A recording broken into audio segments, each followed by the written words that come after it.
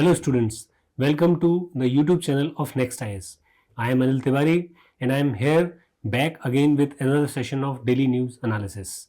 Today is World Health Day, so we are taking the World Health Day and the article associated with it in our main section. In our prelim sections, we will be starting with a article that appeared in the Hindu on CAPTCHA. You must have seen CAPTCHA or filled CAPTCHA while entering any website or something. So that will be our first topic. On the second, on the list, we will have the South Korean president and the issues associated with its impeachment and other issues. On the third, we will have startup issues that is going on right now. The comments by the minister and the ensuing aftermath will be our discussion. And the fourth article will be on heat waves. Today, it has been declared in Delhi at least. So we will be discussing heat waves, how they are formed, and what are the different criteria for heat waves, and that will be important for our prelims. So let's start with today's discussion. All right. So the first article is related to the favorite thing, CAPTCHA. So you must have struggled in selecting what are pictures that are showing a crosswalk, or what are the pictures that are showing a bicycle or a bus or a pull. So that's a modern CAPTCHA. That's a very modern CAPTCHA, but the story started way back in the early 2000s. So if you have watched the movie that is called Imitation Game, the movie on Alan Turing, the person who basically helped the British government to decode the Enigma machine invented by Germans to encrypt their messages, and then that eventually led to the victory of let's say British forces, or let's say the Allied forces over the Axis. So from there, this inspiration for CAPTCHA came out, because Alan Turing, one day he was asked that whether the machines will be smarter than humans or not. So he developed a basic simple test that is called Turing test or imitation game, and in which as name suggests, the machine and the human, they interact based on text, and if the response for a question is same for, let's say, a machine and the human, then the game is supposed to be won by the machine. So it is called imitation game. Based on that, this CAPTCHA thing came out. So the backdrop is this only, that CAPTCHA is a technique in which we try to prevent various bot attacks, or let's say we try to distinguish between humans and machines. And this has been a great invention and has been a great help to us to navigate through digital channels. It will come in your GS3, basically awareness in the field of IT. So basics first, you will ask, let's say UPSC may ask, what is CAPTCHA? So you can remember this long definition, that is completely automated public Turing test to tell computers and humans apart. That is CAPTCHA, CAPTCHA. All right, very long full form, so remember it. It is a security tool, as you understand, to differentiate between humans and bots. It functions just like a puzzle, but the puzzle is designed specifically to help the humans and not to and be very difficult for the machines. But machines are very smart, and they learned, and they basically won over CAPTCHA. So there have been new technologies such as reCAPTCHA. So we will discuss about them. So why before we discuss that, why was CAPTCHA introduced? So it emerged in the early 2000s. The name is very important, Louis von Ahn. This is the person who is behind this famous app called Duolingo. If anybody of you have used Duolingo, is basically co-founded by this same person who invented CAPTCHA, and the first CAPTCHA were registered in 2003. From then, CAPTCHA has been helping us prevent fake accounts, creation of fake accounts, website spams, and data theft, and so on and so forth. CAPTCHA काम कैसे करता है? How CAPTCHA works?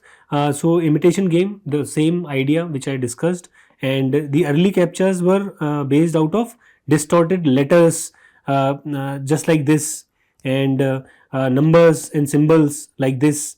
So they were based on these distortions, but later on they started getting based on photos and traffic signal cars like this. But they have been evolving since then, and now they are in in the advanced stage. So in 2009, in that series 2009, reCAPTCHA came. So the basic idea behind reCAPTCHA was that okay, machines were smart enough, and the inventory for CAPTCHA, so CAPTCHAs were created by us, and we had an inventory, but that inventory ran out. Machines started learning about them, and then we have to bring out new inventory. So what we did is that we digitized all the books, and when we digitized all these books, all these words were recognized by us only. So how it will be happening is that from the scan of a book, one part of one, or let's say one or two words will be picked and shown to you. You will type those words, and then it will be submitted by many people, and eventually it will be digitized. So how we did is that we created inventory out of digitization of books, and both things happened. Then we have invisible reCAPTCHA by Google. This was very simple, that the machine, the recognition machine worked in the background of a website, and it will monitor your mouse movements. Based on that, it will recognize whether you are a robot or a human, because robot will move the mouse in a certain way, but a human will always be very random, and you can recognize between humans and mouse. So this is invisible reCAPTCHA. So there are CAPTCHA, reCAPTCHA, and invisible reCAPTCHA. That's how it evolved. Then how it is protecting the internet? Basically, it is trying to distinguish between humans and robots, and many places you are filling the form, so we can have a CAPTCHA, and then we can recognize whether humans are filling. Then we can approve the transactions, online transactions. We can approve that okay, humans are only doing it. And then we have account recovery, in which a right person is basically regaining the access to an account. And then we have polls and surveys, in which we can basically filter out bots from humans.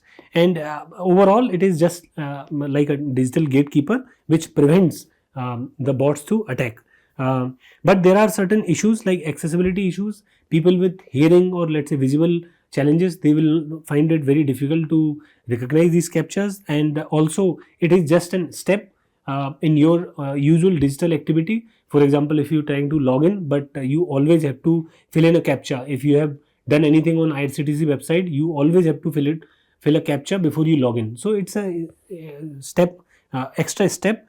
And then AI is being advanced, and these CAPTCHAs will be taken over by AI very soon. So these are the limitations. Based out of this discussion, try and attempt this question and submit your answers in the comment section.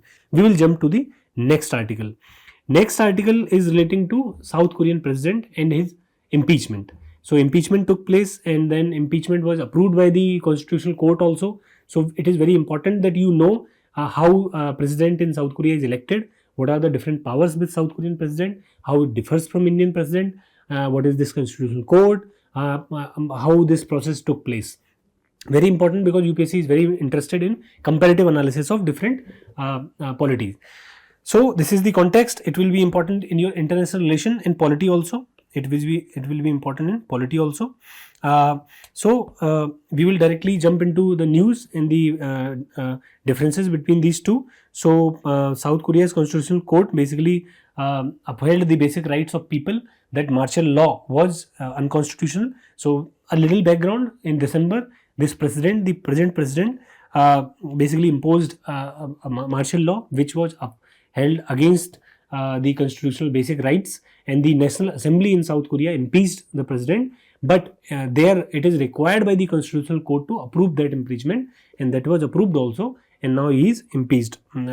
So this was the news. So quickly we will compare these two countries. So system of government is presidential there. In India, it is parliamentary system, in which president is a nominal head, but the actual executive head is the prime minister. But there, president, just like US, president is the real executive, and the head of the state also is the president only. Relevant article there is 66 and 85. No need to remember this, but remember India's articles 52 to 78 and 123 and 352 and 360. What is the status and role? So I have discussed it already: head of the government, head of the state. But here he is just a ceremonial, she is just a ceremonial head of the state. Then election method. In India, we have indirect elections, meaning that we have a presidential college on which UPSC has asked question. So read through that presidential college very nicely. But in South Korea, we have direct election by the people directly. Okay, that is major difference between South Korean and Indian president. Then term length, we have 5-year term length in South Korea, and there is no re-election of the president. But in India, you can be re-elected, and we have 5-year term also. So executive powers, full executive powers are there. In India, it's just a ceremonial head. The real executive power is with Prime Minister, and on aid and advice of the Council of Ministers, the President acts. And the aid and advice is also binding on the President. Legislative powers, the President in South Korea can veto bills, and they can address the National Assembly, and so on and so forth. Also in India, President has a lot of powers regarding legislative things.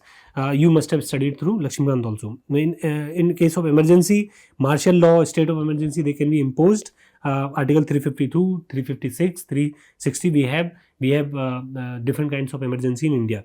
Recently Manipur presidential rule has been imposed. So that is an example. Judicial powers, appointment of judges is common between both of the presidents. In India, the collegium system is there, but there the system is very different. And also pardoning power is there and here also. Military role, commander-in-chief there and here, both places commander-in-chief is both president only. Appointment power, prime minister, minister, judges and other public officials similar to Indian president.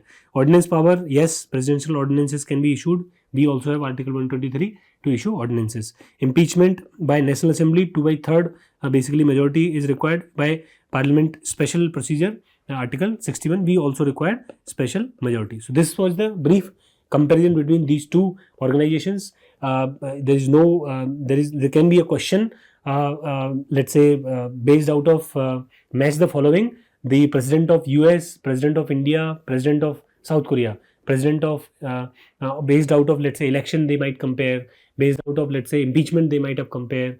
Based out of, let's say, executive power, they may compare, and they will ask you a question in prelims. So be ready with this. Okay, here we have given you a question. Attempt it and submit your answer in the comment section. We will jump to the next article, that is on startups in India. So recently our minister in the Mahakumbh of startup, he commented that we are not creating a lot of innovations in these startups. We are not creating big startup companies that are globally present, and we are limited to the service sector, let's say internet companies, which are basically trying to deliver quick commerce and other things. So this has created a little bit of outrage in the startup communities, and many people have come out and basically expressed their opinion. So that's there, but for us, we need to discuss what is the startup scenario in India, how much employment they are generating, what are the different sectors in which startups are working, what are the different key initiatives in the startup ecosystem in India, and how it is coming out. And we will have a question also. So it will be relevant for your GS3, Indian economy, growth, development and employment. And in Bharat Mandapam, the Mahakumbh of startup is going on with the theme of Startup India 2047, unfolding the Bharat story. So very key for India that we have a lot of new innovative ideas and a lot of new companies, just to create business, no, to create wealth, to create new value, to create new products, to create a lot of employment, and to drive the Indian economy in the way forward, as various global companies are coming up with solutions. So is there a eligibility criteria for a startup? Any company can be called startup? No. What are the different companies that can be called startups? What is the criteria for valuation? How long a company can be called startup? So there are different things which we will discuss. So any company that is incorporated, privately incorporated, or partnership or limited liability can be called a startup. But the turnover in any of the previous years should not exceed 100 crores. 100 crore से नीचे की company होनी चाहिए हर साल, और in previous year में कभी भी उससे ऊपर नहीं जानी चाहिए. दूसरा, सिर्फ 10 साल तक के लिए ही कोई कंपनी एक स्टार्टअप कहलाई जा सकती है, लेकिन ऐसी कंपनी को प्रोडक्ट्स को इम्प्रूव करना चाहिए, एग्जिस्टिंग अगर कोई प्रोडक्ट है, या नया प्रोडक्ट बनाना चाहिए, या किसी प्रोसेस को इनोवेटिव तरीके से बेटर बनाना चाहिए, तभी उसको हम स्टार्टअप की कैटेगरी में डाल सकते हैं. और एक और चीज़ इंपॉर्टेंट है कि वो वेल्थ क्रिएट कर रही हो या फिर वो एम्प्लॉयमेंट जनरेट कर रही हो. तो ये एक एलिजिबिलिटी क्राइटेरिया है स्टार्टअप्स के लिए. इंडिया में करीब करीब 1.57 लाख प्लस सर्टिफिकेट्स इशू किए गए हैं DPIIT के through. What is DPIIT? Comment in the comment section. Which ministry it belongs? There is a department, very important department, which gives the certificate for startups. Many startups get certificate, but these certificates are basically taken down because certain criteria have not been matched in future, or let's say as they move on. So that has to be remembered. Now there is very important state-wise ranking list. So at the top we have Maharashtra with 27,000. Then we have Karnataka, Delhi, Uttar Pradesh and Gujarat. Remember this list UPSC can ask as a prelims question. Then we have employment and startup. So what is the certificate? What are the number of certificates that have been issued throughout the years and how it has improved the employment? So you can see there is an exponential rise that is shown in this graph. So on this this line we have number of total certificate issued.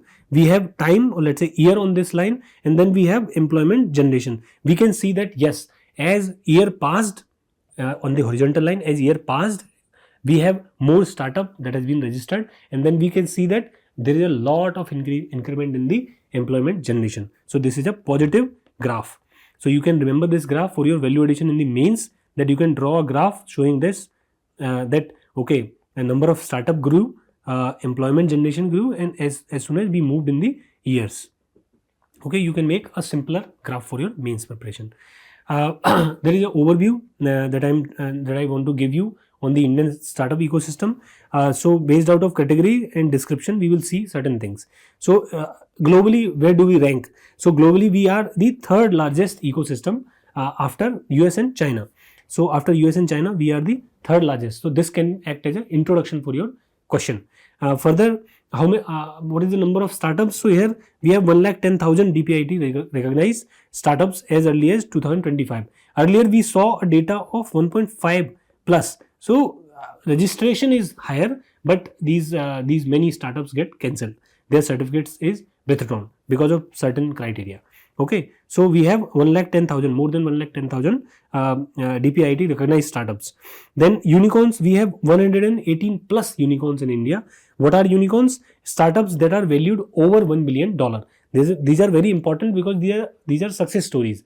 Basically, to reach $1 billion, you need a lot of growth, a lot of true value generation. Then only you can basically go there. So Ola, Swiggy, Zerodha, we have a lot of examples for such unicorns. Different sectors, if you can see here, this is RBI's report, basically a pilot report RBI released in 2019. So different sectors in which these startups are functioning. So we have sectors like data and analytics, we have health, we have education, we have agriculture, we have different criteria, different sectors in which startups are functioning.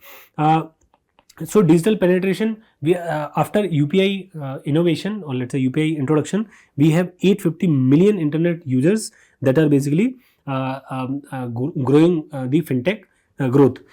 Innovation, so this will become very important because recently the comments made by the minister might have triggered a lot of opinions, and the fact is very important that Economic Survey 2023-24 reported that startups have filed around 12,000 patents between 2016 and 2024. So there is innovation. It is not that there is no innovation.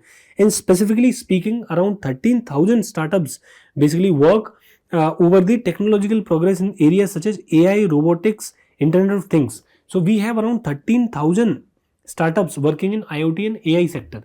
So very important in support of the startup ecosystem in India, that okay, there are patents being signed and there are startups that are working in the upcoming sectors like IT and Internet of Things. So very important to understand. But there are challenges. There are definitely some challenges with the startup ecosystem in India.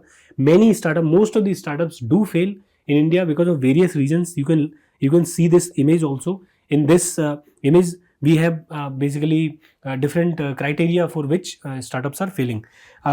We can look at certain factors like declining in the venture capital funding. What is venture capital funding? Basically the core funding that is provided to a startup. So around 35% drop is seen in the venture fundraising in 2024, largest since 2020. So 2024 is not a good year for venture capital funding for startups.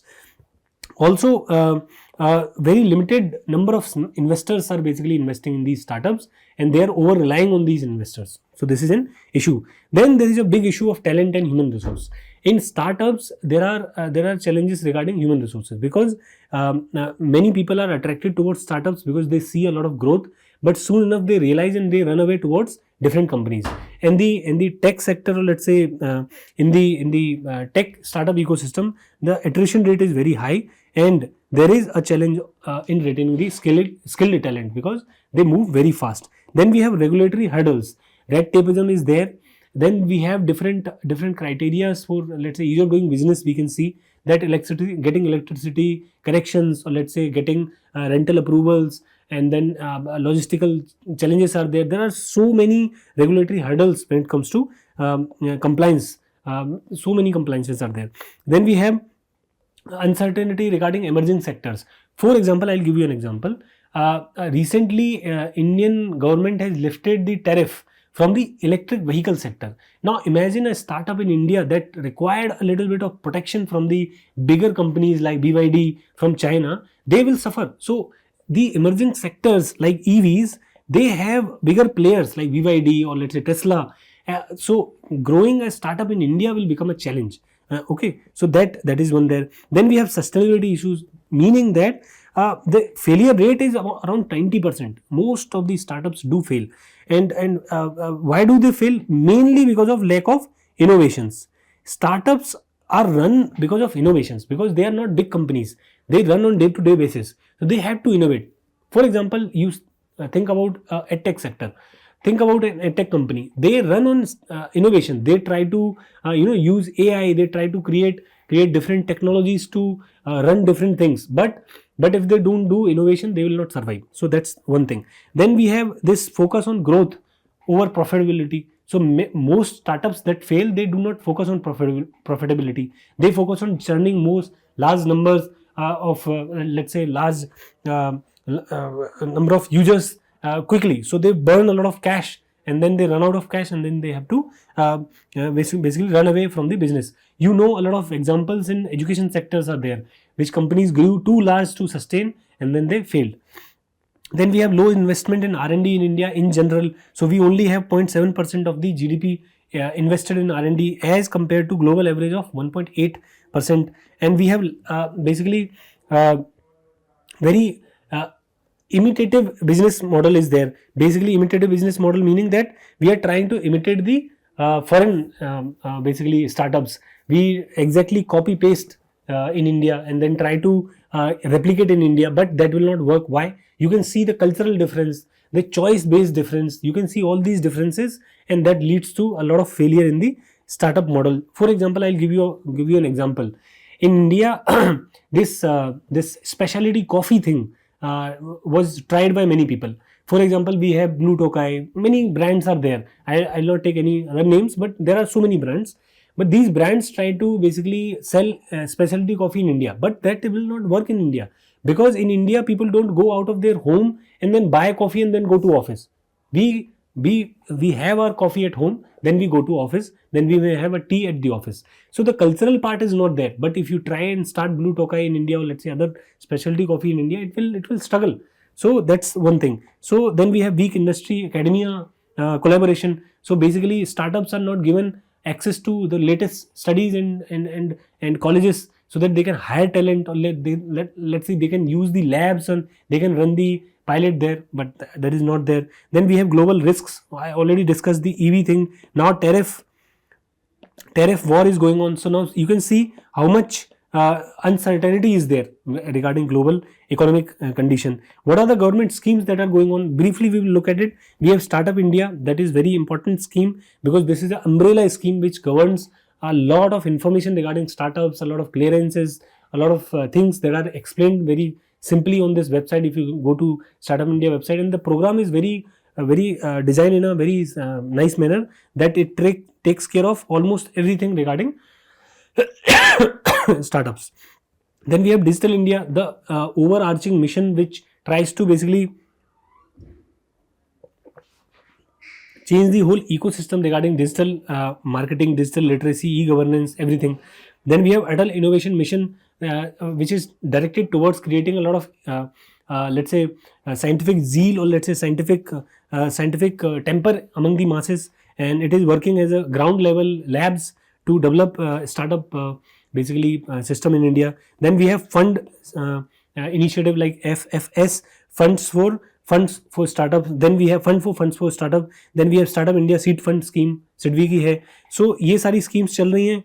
सिडवी run कर रहा है, 10,000 करोड़ का corpus है, इसमें 20 लाख देते हैं product development के लिए. Then we have make in India, the overall arch where we try to create in India. So all these schemes are there.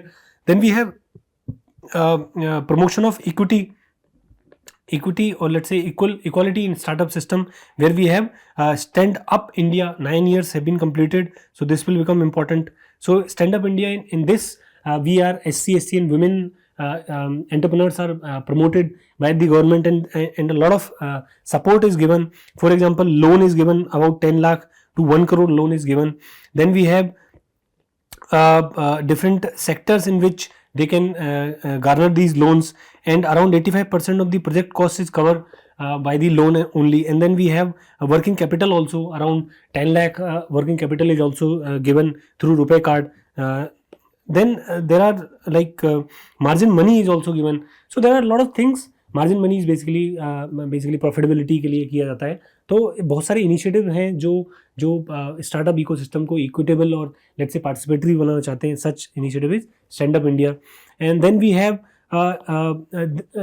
Scene a lot of growth because of Stand Up India. If you see between 2018 or 19 till 2024, then you can see that SCs and STs regarding the let's say number of accounts that have been opened, this is a huge growth from 2,000 to 15,000, or let's say 9,000 to 46,000.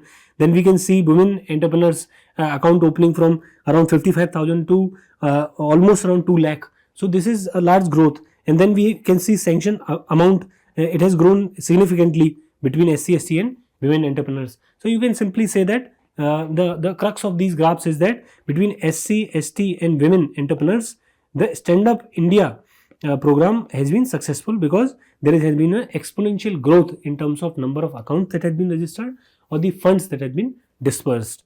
So this was Stand Up India. So this was discussed in more of a prelims way. So try to attempt this prelims question, and try to submit your answers in the comment section, and we'll move on to the next article, that is Heatwave. So if you have seen today's newspaper or the weather, if you have felt the weather today in Delhi, if you are in Delhi, then heat waves are there. The sunlight is very, very sharp, very harsh, and if you go out for let's say half an hour, then you will feel the heat. So IMD basically issued a yellow alert in Delhi. We will see what is this yellow alert, and warns of heat wave. Then GS3 disaster management, it will come. We will go through it very quickly. There is a criteria that is important for prelims, and then we will see what are the causes of basically heat wave. So heat wave and its criteria. So heat wave is a period of unusually high temperature that exceed the normal expected range of specific region. So it will, so very basic idea that you should have in your head, that based on the region and the temperature, it basically depends whether you can call it heat wave or not. So based on first and foremost the geographical location. So in plains, the maximum temperature, if it reaches more than 40 degrees, but in hilly region, if the maximum temperature reaches greater than 30 degrees. So heat wave का temperature fix है नहीं, heat wave का temperature vary करता है. 40 degree से ज़्यादा है आपके प्लेन्स में, और 30 डिग्री से ज़्यादा है हिली रीजन में. Then we have based on departure from normal temperature. So अगर नॉर्मल टेम्परेचर से डिपार्चर कितना है, तो अगर हम देखें हीट वेव के अंदर departure from normal temperature is between 4.5 to 6.4 degree centigrade, और सीवियर हीट वेव में जो है वो नॉर्मल से करीब 6.4% डिग्री का डिपार्चर है. तो डिपार्चर का जो टेम्परेचर है वो अगर 6.4 डिग्री, 4.5 से 6.4 की डिग्री के बीच में रहता है तो हीट वेव. सीवियर कब होता है, 6.4 से ऊपर चला जाए. Then based on actual maximum temperature, so meaning that if the absolute temperature at that day is exceeding certain limit, for example in heat wave actual temperature is greater than 45 degrees centigrade, then it will declared as a heat wave. Severe heat wave will be declared if the temperature is more than 47 degrees centigrade. You should note that what IMD basically do is that if the above condition are met in at least 2 stations within a meteorological subdivision for 2 consecutive days, it is officially declared a heat wave on the second day. तो आपको 2 दिन तक आपको basically एक division होती है, meteorological division होती है, उसके अंदर आपको 2 दिन कॉन्सिक्यूटिवली डिफरेंट स्टेशंस पे ये डिफरेंस नोटिस करना होता है. देन कोस्टल एरियाज में क्या सीन है, कोस्टल एरिया का अलग क्राइटेरिया. कोस्टल एरिया के अंदर अगर एक्चुअल टेम्परेचर जो है वो 37 डिग्री से ऊपर चला जाए, क्योंकि कोस्टल एरियाज में जो हीट का जो बैलेंस होता है और लेट्स से जो टेम्परेचर होता है वो काफ़ी स्टेबल रहता है because of the water. So 37 degree से ज़्यादा हो जाए या फिर departure from normal temperature 4.5 degree से ही ज़्यादा हो जाए तो क्राइटेरिया बदल जाएंगे. तो कोस्टल एरिया के लिए क्राइटेरिया बदल जाते हैं. But what are the climatological reasons for these heat waves? So we have high insulation. अगर इंसुलेशन ही ज़्यादा हो जाए तो हीट वेव जनरेट हो जाता है. Then we have persistent high pressure system. अब हाई प्रेशर से क्या होता है, हाई प्रेशर से जो हवाएं होती हैं वो स्लो हो जाती हैं. लो प्रेशर होता है तो राइज होता है, गर्म हवा जो होती है ऊपर जाती है. बट हाई प्रेशर में क्या होगा, गर्म हवा सबसाइड करती है, तो इससे हीट वेव जनरेट हो जाती है. Then we have dry soil condition. अगर वाटर नहीं है वेपराइजेशन के लिए तो सॉइल क्या होगी, सॉइल जो ड्राई है वो हीटअप कर जाएगी. वो हीटअप करके सॉइल जो होगी वो बेसिकली हीट वेव जनरेट करेगी. देन वी हैव डिलेड और वीक मानसून ऑनसेट. अगर मानसून डिलेड आए तो मानसून से क्या होता है, थोड़ा सा कूलिंग इफेक्ट होता है, बट अगर वो डिले हो जाए तो हीट वेव जनरेट हो जाता है. Then anthropogenic climatic change. तो ओवरऑल जो क्लाइमेट चेंज हो रहा है उसकी वजह से भी हीट वेव जनरेट होता है. एक और कारण आप सोच सकते हो, हीट आइलैंड इफेक्ट भी होता है. हीट आइलैंड इफेक्ट क्या होता है, आप कमेंट सेक्शन में मुझे बताना. हीट आइलैंड इफेक्ट क्या होता है, स्पेसिफिकली दिल्ली जैसी सिटीज में नोटिस किया जाता है. क्यों होता है, कमेंट सेक्शन में आप कमेंट कर सकते हो. Then we have these alerts. Simply remember there are different alerts. There is color code like green, yellow, orange and then red alert. It will depend on severity. So you can see that green में कोई action नहीं लेना होता है, yellow में क्या होता है, अपडेटेड रहना होता है, ऑरेंज में क्या होता है, प्रिपेयर्ड करना होता है खुद को, एंड देन एक्शन लेना होता है रेड वाले में. तो रेड अलर्ट अभी नहीं आया. हमने देखा कि शुरुआत में अलर्ट कौन सा आया है. So alert simply warns of heat wave. Yellow alert in Delhi. So yellow alert में क्या करना पड़ेगा, हमें बेसिकली अपडेटेड रहना पड़ेगा. ठीक है, हीट अलर्ट है, सीवियर हीट अलर्ट आएगा ऑरेंज में, and then extreme heat alert आएगा रेड में. डिफरेंट वार्निंग सिस्टम्स होते हैं, डिफरेंट आपको बेसिकली एक्शंस लेने होते हैं depending on the severity of heat. In general remember that we have to take actions like water, drinking water अच्छे से करना होता है, इंडोर्स रहना होता है, बाहर आउटसाइड कम खेलना होता है, शाम के टाइम ही जाना होता है, दिन में नहीं जाना है. All these things are suggested. Based on this discussion, please try and attempt this question and submit your answer in the comment section. We will jump to the mains article discussion now. Alright, so the last article for mains decoded section, we have World Health Day, and there are 4-5 articles appeared in the Hindu, and a bigger article appeared in PIB explaining what we have achieved in the health sector. So it will be a good collection of data and facts, and there are certain issues that have been addressed and certain suggestions have been made in all these articles. So a lot of content is there. What we have tried is we have cumulated, or let's say collected all this content and put it in a slight larger concise manner for you to collect and then revise when you write your mains. And health sector, these 4, 5, 6 slides will be so much of importance for your mains healthcare sector. So let's directly jump into it. Just listen through it. It will be a very factual oriented thing, but it will be very helpful for you remember a lot of things. So it will come in your GS2 paper and issue relating to development and management of social sector services relating to health specifically. World Health Day is in the question. Very good question came, very interesting question came in 2024. The question says that in a crucial domain like public healthcare system, the Indian state should play a vital or pivotal role to contain the adverse impact of marketization of the system. So basically the long sentence means that state should play a role to prevent the privatization, suggest some measures through which the state can enhance the reach of public healthcare at the grassroots level. They wanted you to write about the efforts that government can do to make it decentralized and grassroots level improved. So first and foremost, what is World Health Day? It is observed on 7th of April every year. So this is today. And then this is initiated by World Health Organization, the larger body, the UN body, World Health Organization. It was founded in 1950. Very important for your prelims. These days, UPSC is asking about days, awards, sports and everything. So remember, what is the purpose? The purpose is to basically raise awareness about critical global health issues and mobilize resources and improve upon health outcomes. Theme for 2025, very interesting theme for 2025 is healthy beginnings, hopeful futures. So this is about child and this is about their future. So basically focused on maternal and newborn health. Basically better beginning, healthy beginning, and then hopeful futures. You can notice this image also. Then the first article is related to preventive healthcare and for non-communicable disease. I'll give you an instance for India. India want to grow by 2047, or let's say very recently we want to become 5 trillion economy, and we had a greater challenge of communicable diseases. Communicable diseases are disease spread through virus, bacteria, diarrhea, heza. All these diseases were there. Malaria was there. So all these diseases which were spreading were a problem for us. But somehow we got over them. We controlled them through vaccination, through various efforts by different healthcare workers and everything.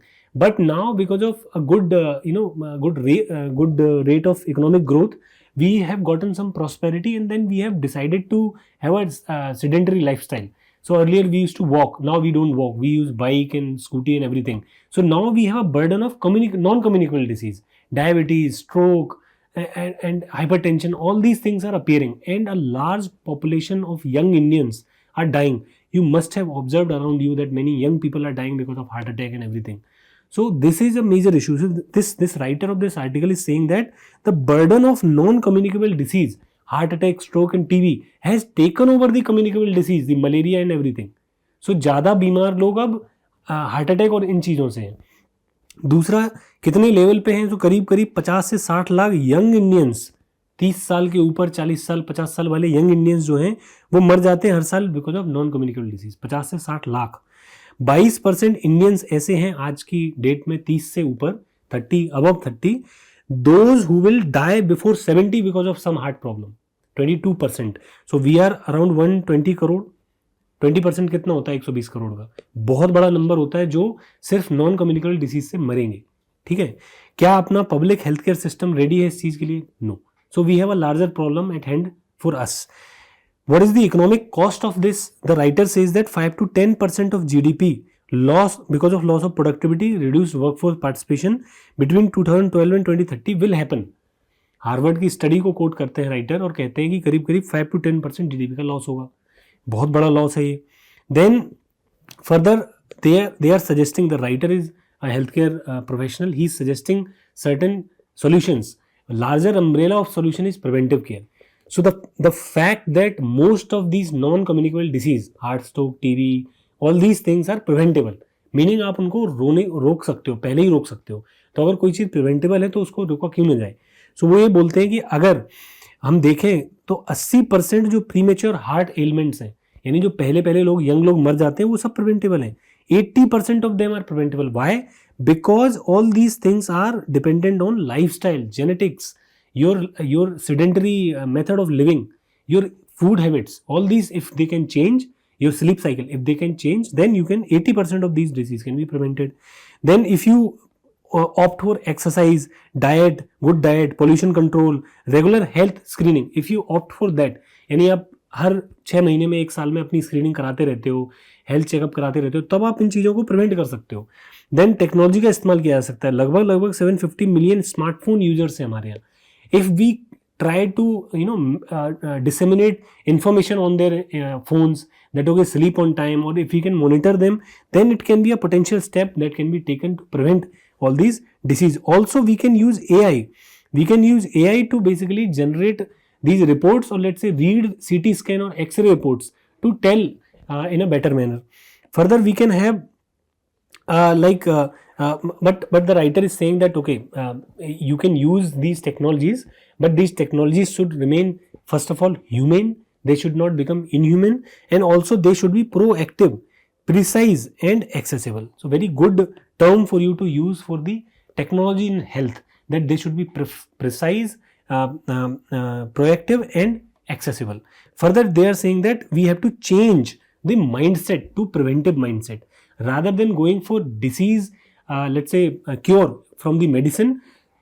We should develop at all levels, at home, at individual level, at corporate level, at government level, that preventive care should be our first priority, then the let's say curative care. So this is a good article that we have discussed. Now the second article says that health and sanitation are combined together, and we have done a great work in the health and sanitation because of Swachh Bharat Mission and Jal Jeevan Mission. These two missions have been quoted by this article writer that they have been very successful, not only ensuring dignity, equity, but also securing health benefits, because they have basically declared, let's say ODF, India has been declared in 2019 ODF, open defecation free, and that was a target in SDG 6.2 target was there, that we have achieved 11 years ago.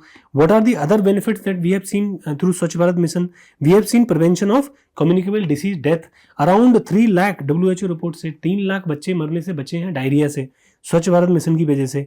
बहुत बड़ा number है। और करीब करीब 58% less wasting देखी गई है students में, उसमें बच्चों में। ये गेट फाउंडेशन बोलता है, गेट फाउंडेशन कहता है। Then we have women safety and dignity. Around 93% of women who are residing in these ODF villages, or let's say they have toilet in their home, 93% of them says that we feel safe in their homes. So this is a big win. Then we have out of pocket expenditure, लगभग 50,000 रुपए बचे हैं ODF families के। जो families बाहर जाना बंद कर दी उनके 50,000 रुपए आउट ऑफ पॉकेट एक्सपेंडिचर में बचे हैं। देन 12 टाइम लेस लाइकली है वो गाँव वाटर कंटेमिनेशन से जो टॉयलेट्स का इस्तेमाल करता है, 12 गुना कम वाटर कंटेमिनेशन का इशू झेलते हैं वो। So all these things are there. Then Jal Jeevan mission ने चाइल्ड डेथ को रोका है एंड पार्टिसिपेशन बढ़ाया है वर्क फोर्स में, because women had the responsibility to basically fetch water. So they used to fetch water from long distance. Now tap water is there in the house, so they can participate in the economy, they can participate in the education, they can take care of the other things in the house. Also we have data, लगभग 80% villages जो हैं वो tap water से अब आ चुके हैं, 96% ODF हो चुके हैं. And then solid liquid waste management लगभग 5 लाख गाँव में जा चुका है. We have all these mission are not just benefiting women. The writer says that all these mission are led by women. There are entrepreneurs, Swachh Bharat entrepreneurs are there. They are basically checking the water quality also. So women not only getting benefited, but they are also participating. So this is a great news. Then the small article on mental health policy that appeared. So this article basically says that institutional policies are biased. Inherently they are biased to create mental health challenges. Recently we have seen many suicides in IITs and Kota and many other educational institutions have seen suicides because there are policies which are there in the structure which basically discriminate students on different grounds, maybe on caste, maybe on gender, maybe on non-recognizing the binary gender thing, or let's say there are many other harassments that happen and that led to basically suicides. So this article basically says that the teacher and the student should cultivate a better environment to prevent this. And also this says that policies should change towards the bottom up approach. Basically it should not be top down, that okay, principal is coming up with a policy and then everybody has to follow. It should be taken into the parents should be taken into consultant, the student should be taken into consultant, and then the policy should be developed. Also this article also mentions the Supreme Court's guidebook and then Supreme Court's judgment on the gender based treatment of students, that there should be a safe space for students to basically express their gender preferences and everything. So this article is basically trying to move the mental health care into a positive direction.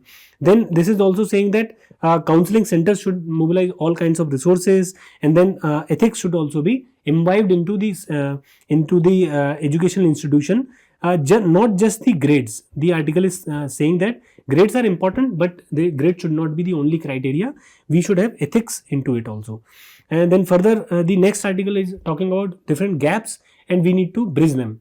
So what gaps this article is talking about? This article is talking about rural area, that only 30-40% infrastructure is there, although 70% population is living. It is also talking about that 101 million people are diabetic, also talking about that 1.6 million deaths are occurring because of air pollution. Further it says that 35% of children under 5 are stunted, 57% of women are anemic. NFHS 5 survey, it is quoting, it is saying that 30% of the rural household only have internet connection. Then it is saying that only 1.97% of total budget is allocated to the health sector. Why all this data the writer is quoting? The writer is saying that we need to basically reduce all these things, we need to get better. So it is saying that we should emphasize the preventive healthcare. The earlier that we have discussed preventive healthcare, similarly this article is also saying that we need to have routine screening, we need to have school health program, and then we have to have public awareness campaign in order to get better. Also it is saying that we need to fill the digital divide. This 37% is not enough, that 37% rural households are only having digital let's say mobile access, because if we want to use digital infrastructure to improve the condition, then we have to bridge this gap. So gap and resilience, this article is talking about them. And then also this article overall says that India has certain advantages. For example, preventive healthcare we have a pharmaceutical sector that is a good performing sector. Then we have digitally very strong wins. We see that digitally we are getting really good. We have a great healthcare system that has been established since years. We need to improve upon it, make the infrastructure better, and we need to focus on preventive healthcare, because that is what developed country focus upon. So that's what this article talks about. Then this PIB article is there, which basically mentions a lot of initiatives, lot of success stories. We will go through them very quickly, very sharply, that there are certain initiatives this PIB article mentions, like Ayushman Bharat, telemedicine, Telemanas, e-Sanjeevani, various articles, various initiatives it mentions. It also mentions, because the World Health Day is basically focusing on maternal care and child care. So the article in PIB basically tells about what we have achieved in the maternal care and the child care. So maternal mortality rate has reduced from 130 to 197. It is calculated at 1 lakh live births. Then we have mortality rate at different levels. So between 2014 and 2020, we are measuring the infant mortality rate, then we are measuring the neonatal mortality rate, and then we are measuring the under 5 mortality rate. So we can see that there is a reduction, and then there is a reduction. We can see reduction in all three different rates of measurements.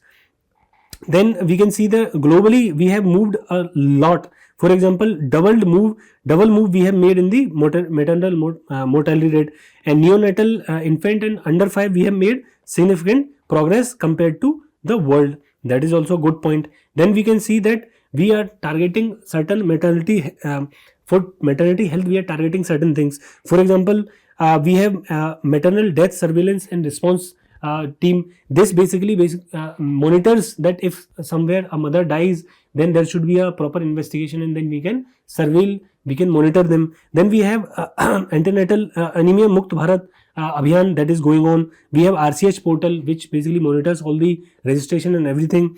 Then we have outreach camps to tribal areas. Then we have birth waiting homes. Then village health and sanitation day. Then we have protection card. All these cards. So basically what we do is, throughout the pregnancy, let's say conception takes place and then delivery is taking place. Throughout these places, we have different initiatives to basically monitor and take care of the women. Be it anemic thing, or let's say be it regular checkups, we all have all these different initiatives.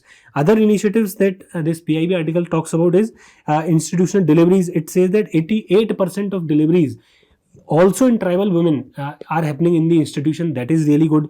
And then we have Lakshya program that improved the basically the delivery room to a greater length. Then we have Janni Shishu Suraksha and Pradhan Mantri Surakshit Matritva Abhiyan. Both of them are combined together, taking care of all these three extended PM SMA strategy. These three things are basically taking care of the pregnant women to a larger level, be it C-section, or let's say be it let's say antenatal care. All these things are available free and then also taken care of.